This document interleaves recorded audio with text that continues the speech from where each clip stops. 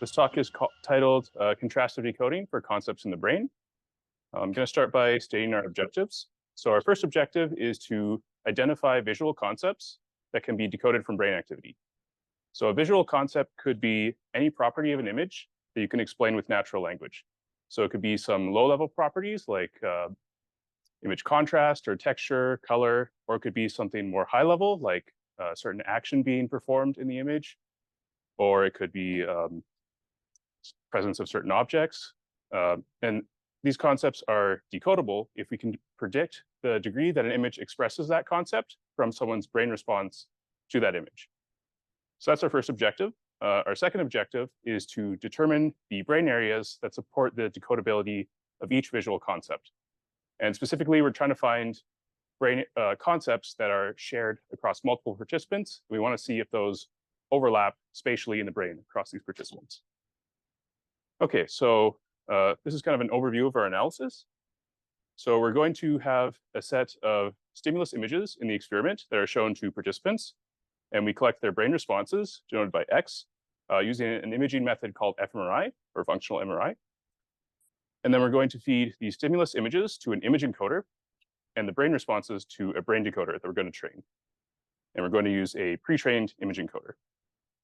So these encoder and this decoder both produce a representation. The image encoder produces the ground truth representation, and the brain decoder produces the predicted representation. And then we're just going to supervise this with some loss function. And we're going to keep the image encoder frozen, and all the training signal will go to the brain decoder. So this is the first step of our analysis. The second step, we're going to take our decoders, which are just a linear transformation. So we're just using a linear model. It's a weight matrix multiplied by the brain response X. And we're going to have 8 of these because we have 8 participants in the study. So I'm using the superscript K to denote which subject we're talking about.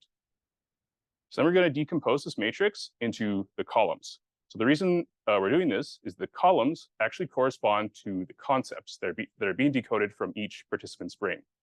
So the linear model is really just like a linear combination of these columns weighted by the individual values in the response vector. So thus they also correspond to individual locations in each participant's brain. And I'll provide some more concrete motivation for that a bit later. So what we're going to do with these column vectors is we're going to cluster them. We're going to treat them as points in space, and we're going to cluster them. So in this diagram, we have points from 3 different subjects. So we really have 8, but for visualization, I'm just using 3. So the blue points are from subject 1, the orange points are subject 2, and the purple points are subject 3. And so you can see we've formed 2 clusters here, so in green. And you can see there's a relative uniform density of points from the 3 subjects. So we're actually going to impose a constraint in our clustering method that our clusters have to have points from a certain number of participants. So you can see we have this cluster here. It's all from subject 1. Although it's a dense group of points, it doesn't form a cluster in our algorithm. And same with this cluster here. It has points from subject 2 and 3, but it doesn't meet our threshold for forming a cluster. And these clusters form what we call the shared decodable concepts. So these are concepts that are decodable from multiple participants in the study. And we're going to look at, do these, the corresponding brain areas, do they overlap spatially across participants? And we're also going to look at the stimulus images that both activate and deactivate the corresponding brain areas. Okay, so this is an outline of the rest of the talk. So we're going to start by giving some background on the human visual system. And then I'll move on to talking about fMRI data. So it's functional MRI data, and also the data set that specifically that we're using.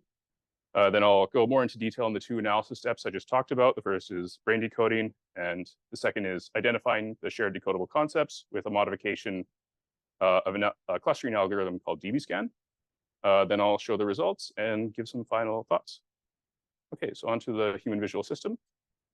So this diagram shows roughly how information enters, or light enters our eye and hits our retinas, and then this information travels down the optic nerve to an area called the lateral geniculate nucleus, which is kind of just like a visual relay system that projects to an area called the primary visual cortex. And this is where visual processing really starts.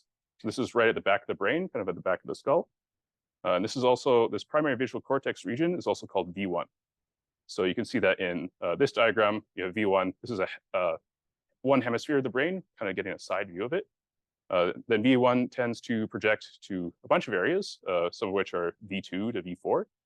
And these V areas are kind of like the low-level processing areas of the brain, and they build a bunch of representations of texture, depth, color, shape, and other like low-level properties of what you're viewing.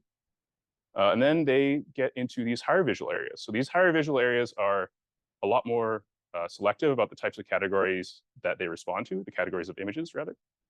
So there's face areas, body areas, place areas, and visual word areas. So like it responds to the visual presentation of words, but not an auditory presentation. And then there's more recently discovered has been some food areas. So these tend to overlap a lot of these other areas. They're kind of like mushed all between them. So they're a bit harder to find. And these areas are very like specialized and selective with what they respond to. So for example, the body area will respond to like individual parts of a face, but not an entire face. So even though a face is part of your body, that's the job of the fusiform face area, and the body won't respond to an entire face, or it will a little bit, but not as much as it will to like a cutout of someone's ears or lips, for example. Okay, so on to fMRI data. So fMRI is essentially an imaging method that captures a three-dimensional video of the brain. So participants are loaded into this MRI scanner. Their heads are placed in this little cage here. And then while they're in the scanner, they're going to perform some task. Could be viewing images or video, could be reading text or listening to text or listening to music, or even doing nothing. So that's called resting state data. In our case, oh, sorry, too ahead of myself. This is an example of one scanning session from our data set. So this is about 5 minutes of scanning time that we're scrolling through in about 5 seconds. And this is 3 different slices of the same image. So this view here is a view from the top of the brain, kind of like a horizontal slice. This is a side view of one hemisphere, and this is a view from the back. So the reason we can detect neural activity in these images is because neural activity increases blood flow, and blood carries oxygen, and MRI is sensitive to the presence of oxygen. So we call this the blood oxygen level dependent response. So we're detecting blood flow in the brain.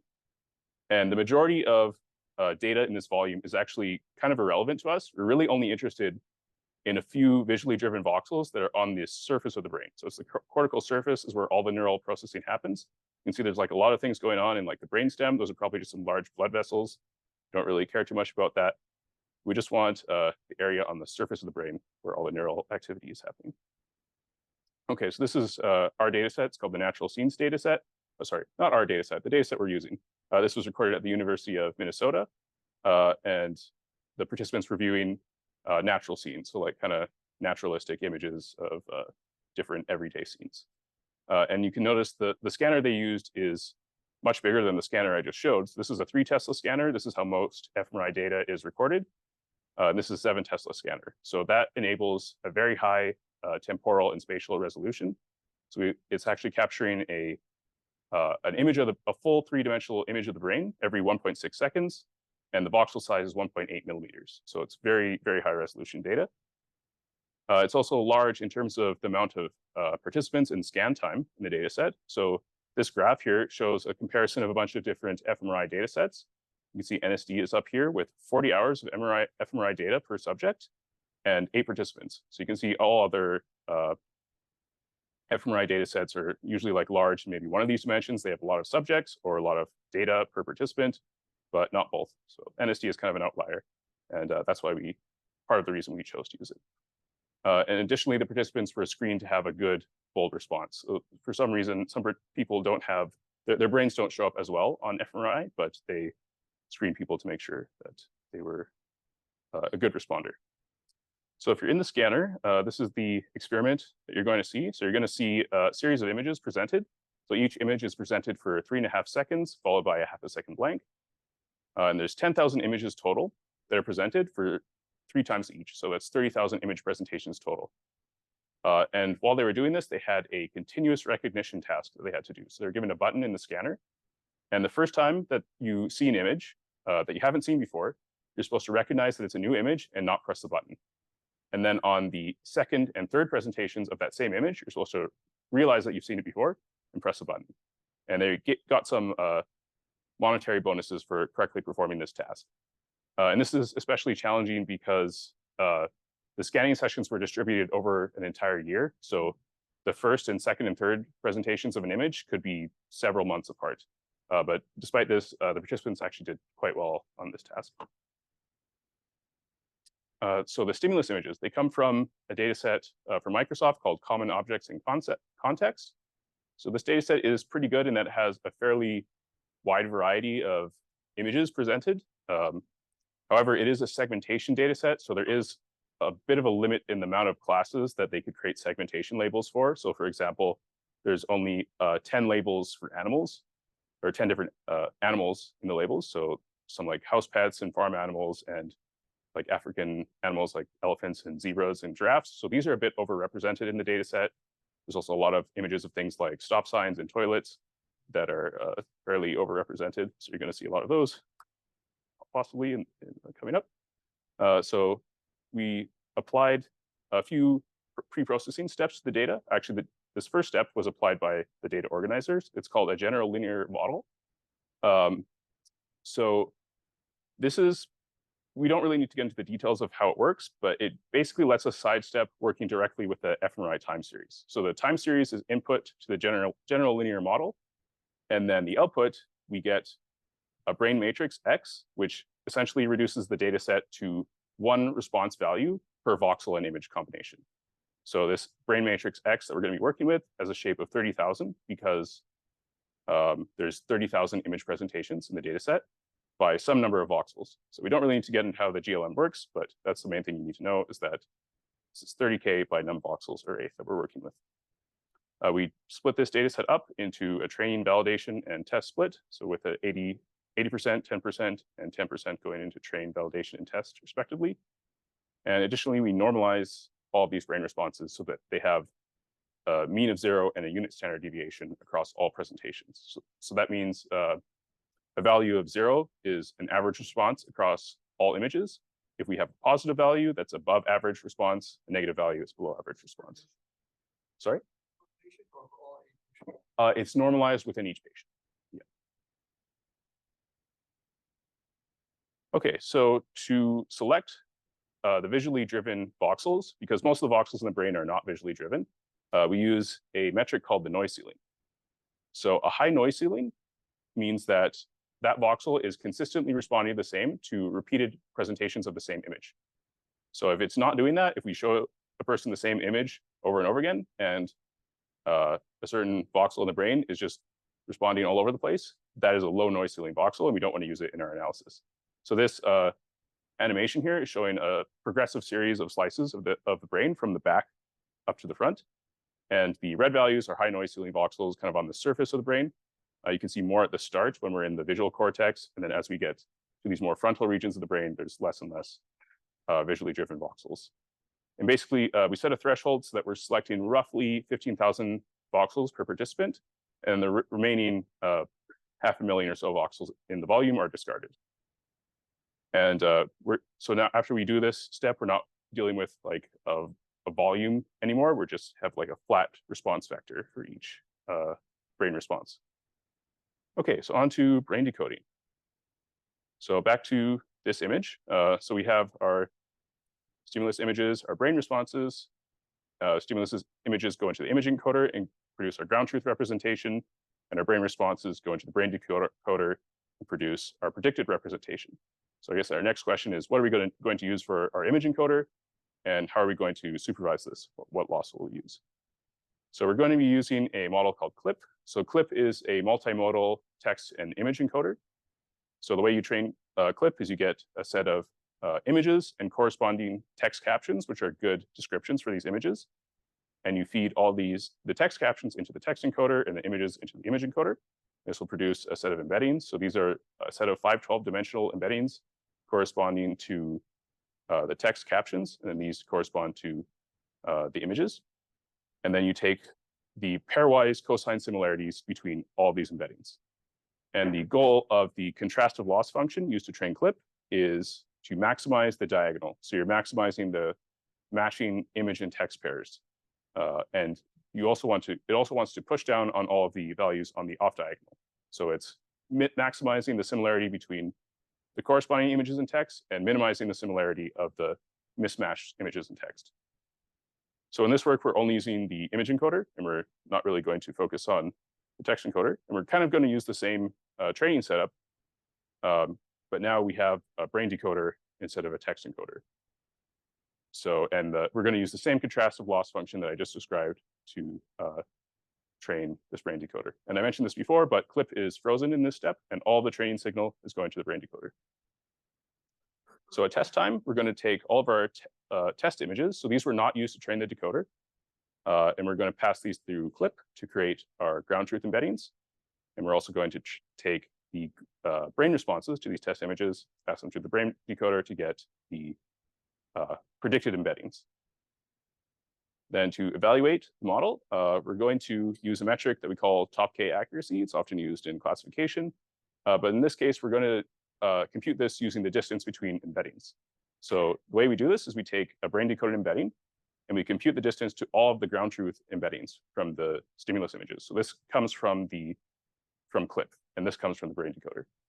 So the test passes for this brain decoded embedding if the corresponding ground truth embedding is one of the top K closest to the brain decoded embedding.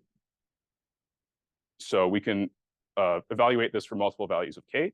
So essentially, the way you can think of this is we're trying to predict what image a person saw just from looking at their brain response. So the chance accuracy will be K over 1,000 because we have 1,000 images in the test set. So if K is 1, the chance accuracy, if we were just guessing randomly what a person saw, would be 0.1%. But our model's average top point accuracy across all participants is around 25%. So we can predict which image the person saw out of 1,000 possibilities with an accuracy of 25%. And if we relax this a bit with K equals 5, we're getting closer to like 55%. And with K equals 50, we're close to like 90%. So this just confirms that our decoder is decoding quite a bit of information. Yeah, we have an accurate decoder. Okay, so moving on to clustering. Oh, sorry, question?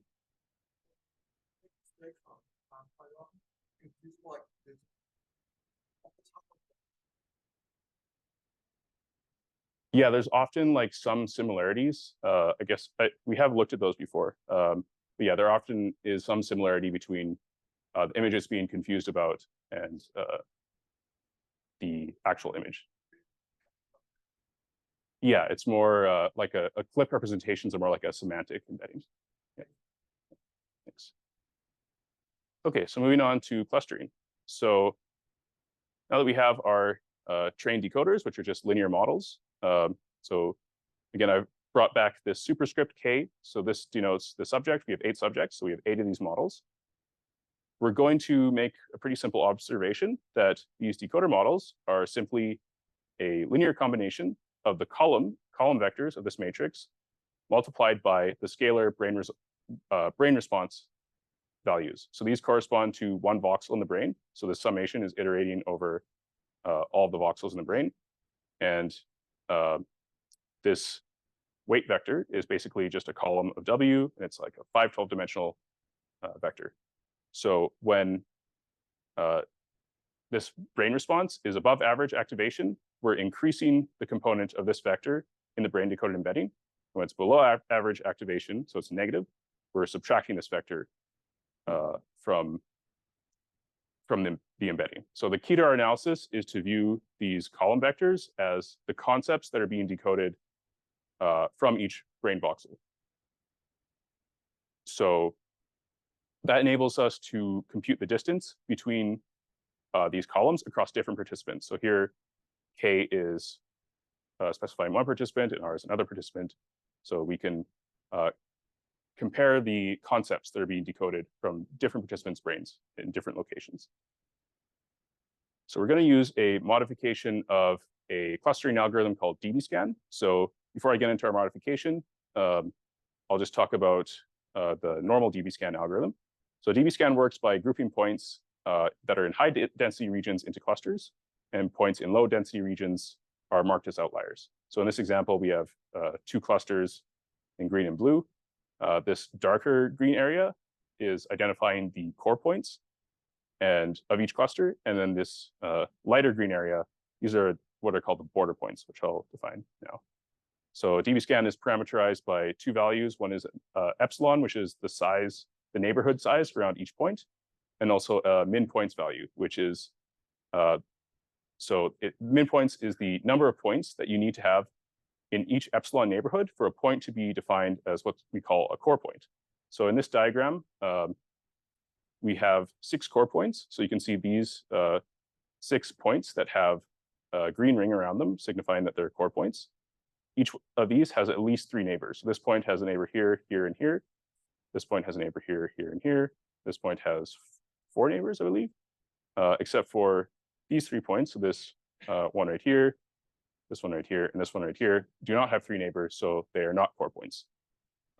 Additionally, if one of these points is not a core point, but it's within the neighborhood of a core point, it's classified as a border point and it's added to that cluster.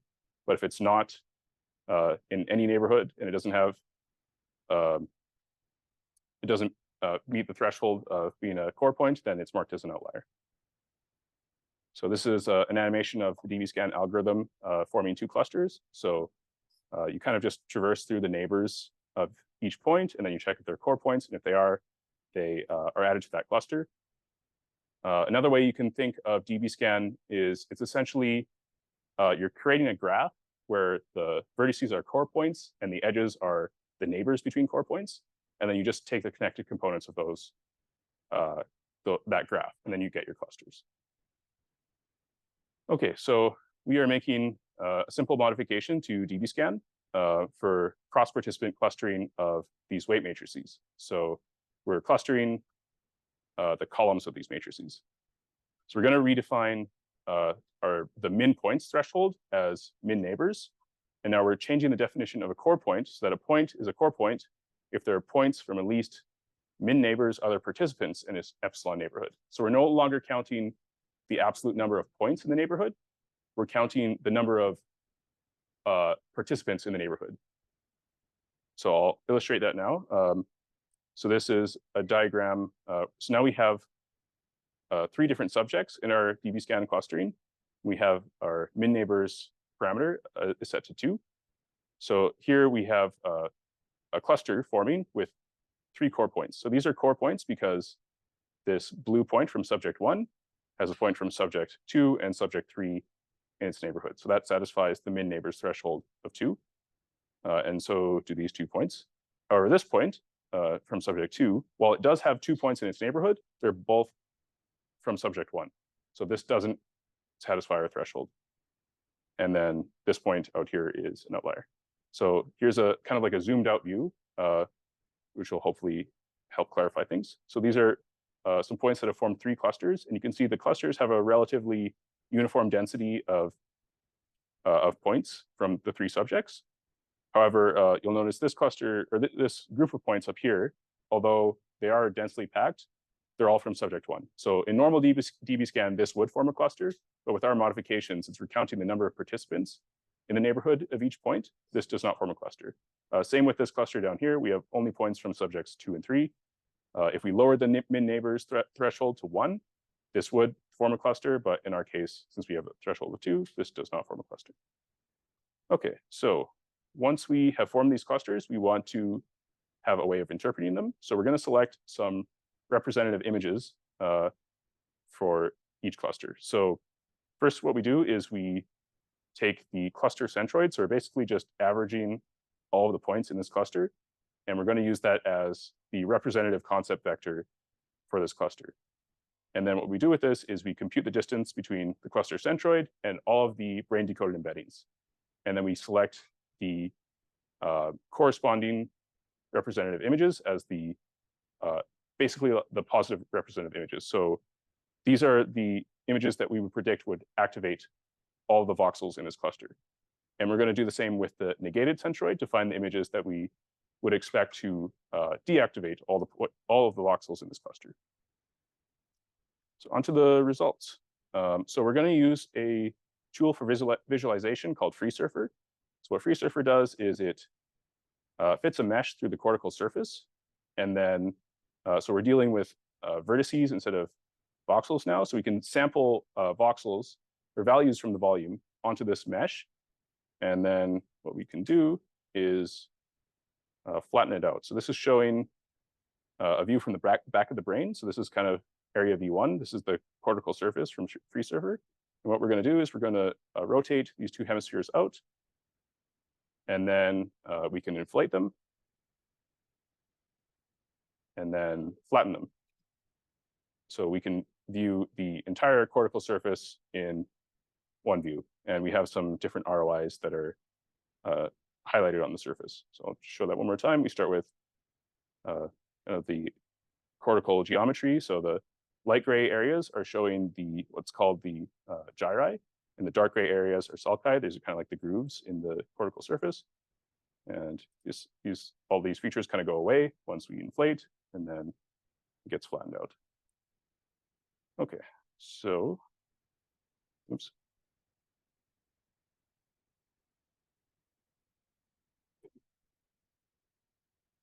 Okay, so we're going to explore parameter space with min neighbors equals 3 and epsilon values of 0.5 to 0.65. So we do actually have this online viewer tool where you can look at all of our results a bit more thoroughly. So we have min neighbors 1 to 4, different neighborhood sizes, and you can select whether you're looking at the positive or negative representative images. And this tool actually lets you fold up the cortical surface as well, if you like, and you can kind of rotate around just to get oriented with the different regions in the brain. But for this presentation, I am just going to stick with our static results. Okay, so this is our one of the first clusters. So on the left, we have the positive representative images. So these are the images that we predict would activate the voxels in this cluster. On the right, the negative representative images. So these are the images that would deactivate the voxels in this cluster. And then this legend here is specifying which subject each voxel responds to. So for example, this purple patch corresponds to subject 6. And this orange patch is subject 2. So in this cluster, we're seeing mostly voxels in the fusiform face area. And that's good because the positive images are mostly faces. So we have rediscovered the face area. We also see some in the EBA, which is the body area. And interestingly, the negative representative images are primarily, we do see a lot of people in them, but they're usually people that are facing away from the camera. So their faces are obscured. And we are thinking that it's possible that the expectation of a face, but having that face obscured, will drive a negative response in the face area. So that's something that would have to be explored in a hypothesis-driven experiment to confirm. It does respond to animal faces as well. I'm not sure if there's any in the representative images, but it's less of a strong. Is there one? Oh, okay. Yeah, it's less of a fusiform face area has less of a strong response to animals, but it does respond to animals as well. Okay, so this is the audience participation segment. So if anyone would like to guess what this cluster does based on the positive or negative representative images. Any guesses? Sorry, what did you say? Food? That's one possibility. Yeah, so this is where we would expect. So food areas are kind of like recently discovered. So this is kind of where we would expect to find the food area, but food is kind of entangled with the color concept as well. So we are seeing ours is suggesting that this is more of a color concept, because we do see a lot of images here that have a lot of color but aren't food, but it is primarily food images. So we do think this is related to food, but possibly we found more of the color selective food areas. So we've seen 2 other food areas. So this one is interesting because it's primarily in like the frontal regions of the brain. So we're just looking at the left hemisphere now, but there is some in both hemispheres from, I believe 7 participants showed up in this cluster. And the positive representative images are primarily food. The negative are kind of like arbitrary inedible objects like, like clothing and teddy bears. But yeah, that's one of the food areas. And then we also saw this other one that's kind of around FFA and PPA, which is where we would expect to find food area. So, but we also kind of see this one as more of a softness versus hardness relationship, because the positive images do have some non-food soft objects like dogs, animals, while the negative images are a lot of like harsh, like buses and sharp objects in architecture. Okay, so now so we have found 5 areas that correspond to bodies. So these are all located around the body area here, as we would expect. So does anyone want to guess what the subcategory is on this one? Positive images are here, and these are the negative images. This one's a bit tricky. Yeah, there is a lot of action in this one.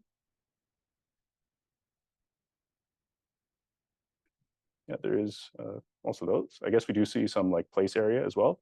But in the context of the other images, we think this one might be related to legs. So in all of these positive images, we do see there is like a lot of actions, but we always see legs visible. And there's kind of a more focus on the lower half. On the negative representative images, there's people, but their lower halves are always obscured. And this one, let me try to think of what it might be. So positive representative images are here. Negative on the right side, we have some animals. Again, it's mostly focused around the body area. So we think this one is primarily hands. So hands areas are related to like interaction with objects. So the next area, these are positive, negative, mostly again in the body area. And we think this is a groups area. So we have large groups of people. Well, on the right, we primarily have individuals. And also it tends to lean towards animal images. In this one, so we said the first one was the actions possibly, but we think this is more of the bodies in motion category, because there's always people doing these big leaping motions, while the negative images are mostly people kind of stationary or standing. This is the bodies in motion cluster. And then the last bodies cluster, we think this one is more related to like sitting or resting, because we see a lot of like laying down, people sitting in the positive images, and more people standing in the negative images.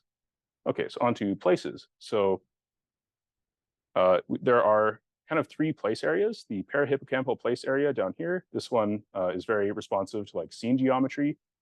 This other place area, the occipital place area, has been shown to be important for scene processing, primarily from studies where they stimulate that area with like an electrode on the brain, and people can't really recognize scenes that well anymore. And also this area, RSC up here, seems to be important for navigation, because people who have damage to this area cannot navigate very well in familiar scenes. So these are all like scene processing related areas. So this first one we think is related to like open areas. So in the positive representative images, we see like a bunch of like wide open areas. And then the negative images, it's all like very close up images of objects. This is another place area, seems to be, it's primarily in PPA, but it seems to be like kind of like a nature versus artificial cluster. And this one we think is indoors versus outdoors. So it's more in OPA, the occipital place area. So all indoor scenes with like tables and kind of like workstations, and the negative images are mainly like outdoors with animals. And then we have some other areas. So this one we think is horizontal midline. So all the positive images have like a horizontal object going across the midline, and all the negative images have a vertical midline. And then we also see the inverse of this cluster, and also in early visual areas where we would kind of expect it to be. We have a vertical midline in the positive images and a horizontal midline in the negative images. And we also see what we think is a repeated elements cluster. So this is in OPA and also an area called IPS.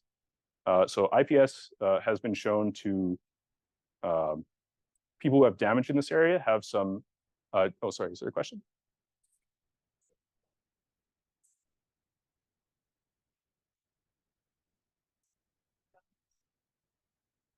Yeah, these come from localizer experiments. So they do some additional experiments in NSD where they kind of like flash a bunch of different types of stimuli, and then they do a statistical test to try to like find where the body area is. And then they combine them across all participants. And then we kind of just like manually, everyone kind of has to do it themselves. They have to like go and manually trace these areas in the data set. They haven't really standardized it. But yeah, this is, it's based off the NSD data set and some additional experiments that they did. Yeah, so the repeated elements cluster. So people who have damage in this IPS region have some deficits in like numerical processing. And then we're seeing in our positive images are all like a lot of duplicated objects. So it's a lot of objects that look really similar. They tend to be facing in the same orientation, like this set of planes or these elephants. So we think, and then the negative images are usually individuals, like a single object. So we think this is related to numeracy. Then this one is kind of settled between EVA and V4. So we think this is like a close versus far. So all the positive images are close-ups of large objects, while the negative images, we see things off in the distance. And this one we think is kind of like a softness versus hardness concept again. So positive images are all like textile related. There's a lot of beds and clothing. The negative images are usually kind of harder objects like trains or fire hydrants. And then our last cluster, so we believe this one is lighting contrast. So in our positive images, we see a lot of dark rooms that have like a single bright light source, like a window with light coming through, while the negative images usually like a close-up of something with kind of relatively uniform bright lighting. And yeah, so some final thoughts. So we've identified quite a few different areas with a single data-driven method. So compared to some other common data-driven methods on NSD, have basically just like rediscovered the standard 5 faces, places, bodies, words, and food areas. So ours has identified quite a few different areas and also subcategories of some, like bodies and places. Additionally, we have no registration to a template space is required except for our visualization step, but all of our analysis is done in the native subject space. So in a lot of traditional fMRI studies, the first step is they warp all the data with like a non-rigid registration step to like a template brain. And then everything is like a voxel-wise overlap test. So you're kind of making an assumption that anatomical alignment will also imply functional alignment. But if you look at our clusters, it's usually like very small little groups of voxels that are close together, but not quite overlapping. And I should also emphasize that in our analysis, we don't have any information about where these voxels are in the brain. So any of the clustering that occurs when we see these groups of clusters that are spatially overlapping in the brain, that is happening entirely because these brain areas are doing functionally similar things. Then also our use of contrastive loss is likely improving the decodability of certain underrepresented categories. So you saw that our contrastive decoder has a much higher accuracy compared, I think I neglected to even mention that, but maybe I'll just go back. In our contrastive decoder, we compared to a baseline ridge regression. So the ridge regression is just the same decoder model, but it's not using contrastive loss. And you can see it gets a much lower accuracy. It's around like, the top one accuracy is around like 5%. So we think that the use of contrastive loss is partially what is contributing to finding all these additional concepts. And we did try to apply the DBSCAN clustering to the ridge parameters. And we basically, everything collapses into one big cluster. So this really kind of rests on the use of contrastive loss. I will go back down here. Okay. And then finally, we considered both activating and deactivating stimuli. So that isn't too common from what we've seen in other works. and I think that aided quite a bit in our interpretation of the different clusters. So in future work, we'd like to see this applied to some new data sets and imaging modalities. So this could be applied to like audio or language stimulus to find clustering of like auditory regions or language regions. It could also use higher temporal resolution imaging methods such as MEG or EEG. So these are based off electrodes on the brain. Although they don't have like a really high spatial accuracy, they have a much higher temporal resolution. And then we also, so this method doesn't like replace traditional hypothesis-driven experiment. It's mainly like we're just finding correlations between activation and different regions in the brain. So we'll still need conventional hypothesis-driven experiment where you test a bunch of different conditions and see if there are any alternative valid alternative accounts for the activations that we're seeing in the brain. Okay, so I'll take some questions now.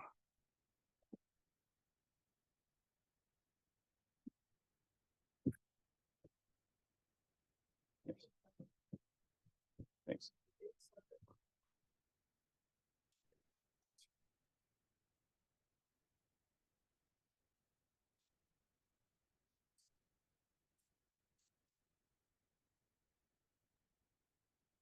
Yeah, in this case, those details are anonymized, so we don't really know.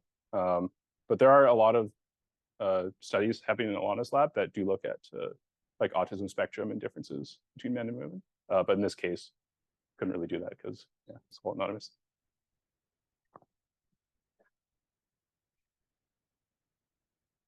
Yes.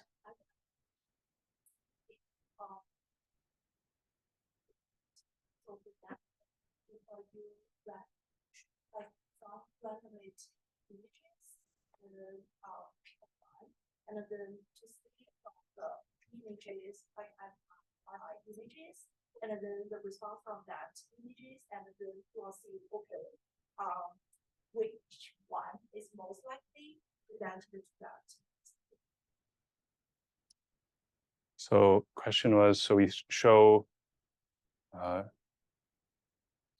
so we're trying to like predict which participant the response came from.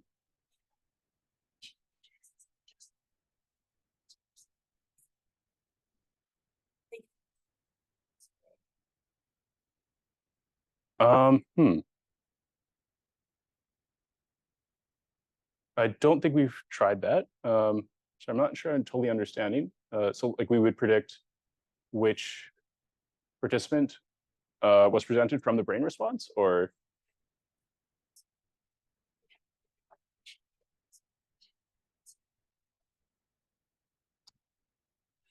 I believe that's essentially that might be the idea behind our top K accuracy metric. So that's essentially like predicting which image the person saw just from the brain response. Is that what you're describing? Yeah, that is essentially what the top K accuracy metric is we just have the brain response, and of a set of 1,000 possible images, we're predicting which one they saw. And our accuracy on that metric was around 25%. So yes. So that is it's different depending on the voxels. That's actually kind of related to this noise ceiling metric. So this is telling us which voxels in the brain are responding reliably. So the red voxels are responding very reliably to repetitions of the same image, while the blue ones are like just kind of random. So this metric is actually like a maximum explainable variance if we trained a model that predicted that voxel. So some of them are as high as like 50%, because there's like a theoretical limit on how well you can predict that voxel if it's responding differently to the same images. Yes?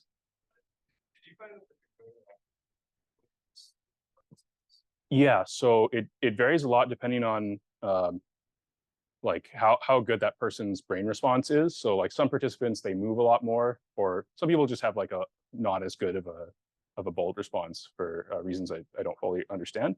But subject 5 specifically had a top one accuracy of about 40%, while I believe subject 8 was below 10%. So subject 8 had like a cold in some of the sessions and their data just isn't as good. But yeah, there is quite a bit of variability. Yes, in the back.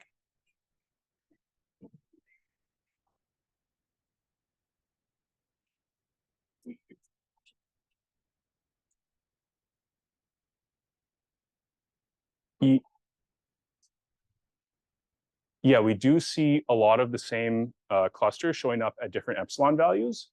However, so DBSCAN is kind of difficult to deal with clusters that have varying densities, and we are kind of seeing that in the parameter vectors. So as we increase epsilon, we see a lot of the brain voxels just kind of like merge into one giant cluster, and then we're kind of just looking at the ones on the outskirts.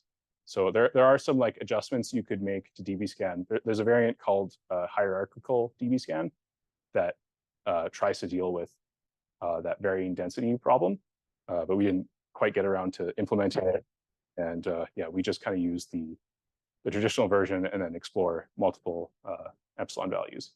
But some of the clusters only really show up when we get to like a 0.65 neighborhood size, and then we see like some interesting ones kind of on the outskirts. I think like the lighting cluster, I believe, was one of. Oh, actually, sorry, that was the opposite case. That's with a very low epsilon. We see the low lighting cluster. So it's a very dense region, but as you increase epsilon, this will kind of just get merged into all the other clusters. So I think that's an interesting area for future work, is to find, I think the core point criteria is fairly interesting, but I think there's different ways that you can kind of like subdivide all these clusters and find different brain regions. Yes.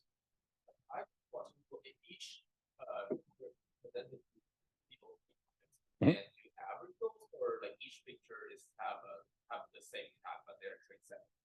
We don't average them. So yeah, each one is, we kind of use a unique brain response. That is something you can do, but in our case, we chose not to. Yes, in the back. Someone in the chat?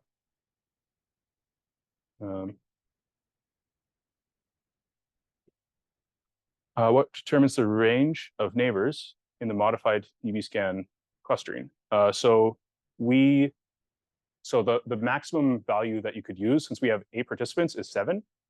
So so all the results that I've showed are with min neighbors equals 3. So there has to be at least 4 participants in the cluster. There could potentially be more. So in a lot of these I showed, there's up to like 7 or 8 participants.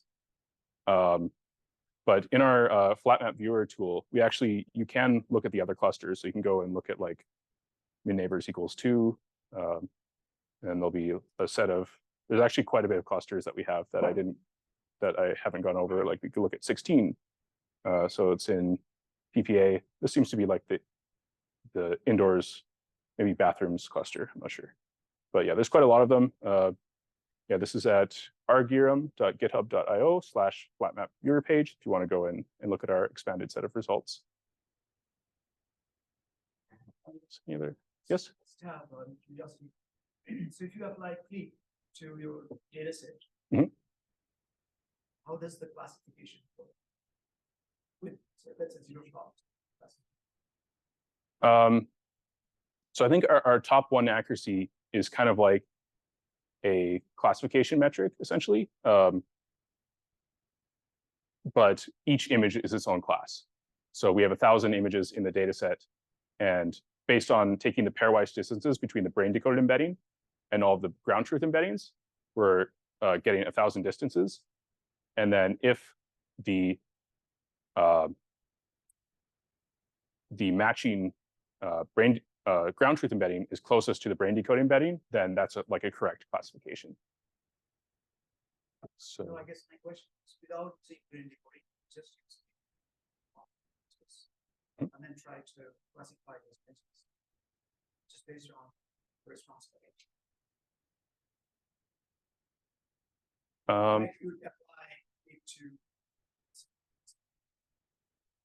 this case, you have categories, positive, negative, fine. Just wondering if click is able to classify images into some of those categories, right? So like could clip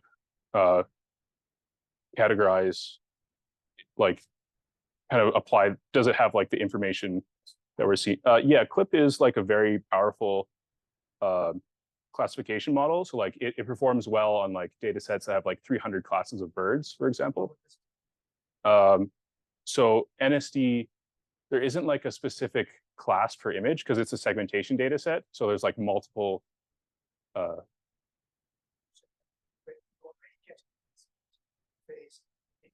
Mhm. So if you apply pre on these images, what would be the accuracy? Maybe great, like 99%, but I'm just curious. Have you done that or? I haven't done that, but yeah, I imagine it would be fairly high accurate. Yeah.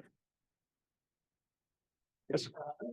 Following this question because basically you treat the clip as the label, right? Because you fix the model and then use an image representation and then train the decoder to use contrast loss. So basically, I think what the question is like, if you need to evaluate the clip in zero-shot manner for your data sets faster, and then you want to see your golden, the upper bound of the whole experiment, and yeah, maybe higher on that.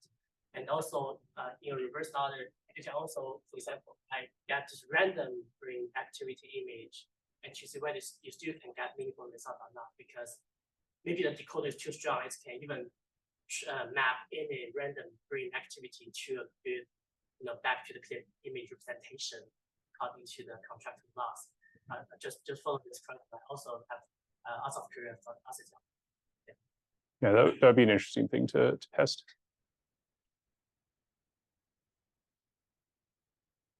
Okay, great. Let's thank Cory again.